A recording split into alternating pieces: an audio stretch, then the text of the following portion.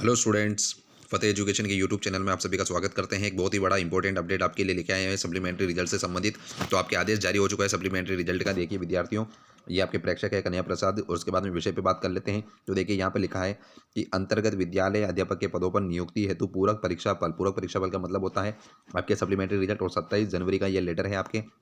आगे बात करके आपको पूरी जानकारी दे देते हैं और एक बार बता देते हैं कि सप्लीमेंट्री रिजल्ट आपकी जारी हो चुका है। लेकिन ये एक बार बता देते हैं आपको कि ये जो रिजल्ट है सप्लीमेंट्री का, ये उन पदों पर जारी हुआ है जिन पर शिकायत दर्ज करवाई गई थी विद्यार्थियों के द्वारा।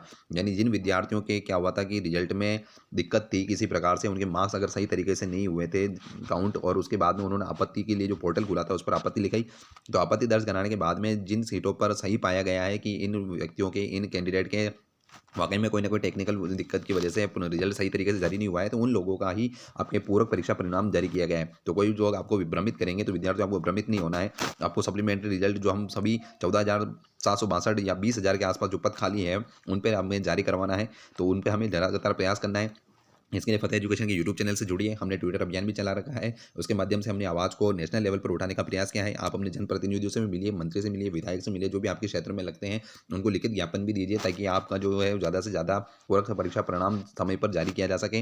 नहीं तो विद्यार्थियों, आपने 2.0 की तैयारी की, फिर 3.0 में भी ऐसा ही होगा और 4.0 में भी ऐसा ही चलता रहेगा। धीरे धीरे यही होने वाला है। तो ध्यान रखिए विद्यार्थियों, आपको निरंतर आवाज़ उठानी है अपनी। एक बार पढ़ के बता देते हैं कि ये पूरक परीक्षा परिणाम किस संबंध में कह रहा है। और आपको तो कि आयोग द्वारा ये सूचित किया जाता है कि जो शिकायत पोर्टल पर कतिपय शिकायतों को सही पाया गया, यानी जो शिकायत थी वो वास्तव में सही थी, और ये परीक्षा फल का क्या है, अंश है, यानी परीक्षा फल का ही हिस्सा है। तो इनका परीक्षा फल घोषित किया जा रहा है, यानी केवल उन लोगों का परीक्षा फल घोषित किया जा रहा है पूरक परीक्षा परिणाम के रूप में जिनके रिजल्ट में किसी न किसी प्रकार की दिक्कत थी, या किसी प्रकार से टेक्निकल समस्या की वजह से उनका रिजल्ट सही जारी नहीं हुआ था, उनके ज़्यादा मार्क्स थे, तब उनको रिजल्ट में शामिल किया जा रहा है। और ये उसी रिजल्ट का जो 2.0 का है उसका हिस्सा है, इसलिए उसी के साथ इनका रिजल्ट भी जारी किया जाएगा।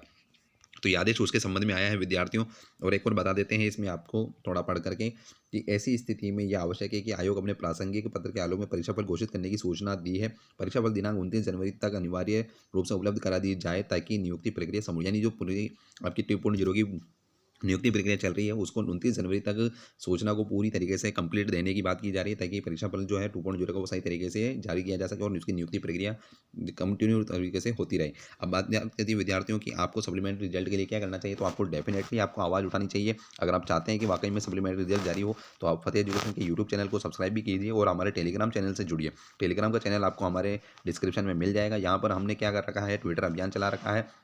वहाँ पर आप जुड़ेंगे, आपको बना बनाया ट्वीट मिलेगा, वहाँ से आप सीधे क्लिक करके ट्विटर पे पहुँचेंगे। ट्विटर अकाउंट नहीं है तो आप ट्विटर अकाउंट बना लीजिए यूट्यूब पे किसी भी ट्यूटोरियल को देख करके, और उसके बाद में आप ज़्यादा से ज़्यादा ट्वीट करके अपनी बात को उठाइए। नहीं तो इसी प्रकार से ना तो कोई न्यूज़ चैनल आपकी आवाज़ को उठाने वाला है, ना कोई यूट्यूब चैनल उठाने वाला है विद्यार्थियों। इसलिए आपको ही आपके लिए प्रयास करना होगा, और निर्धारित रूप से आप ग्राउंड लेवल पर भी आप आंदोलन करिए, धरना प्रदर्शन कीजिए, लेकिन शांतिपूर्ण तरीके से। तो इसी के साथ धन्यवाद, जय हिंद।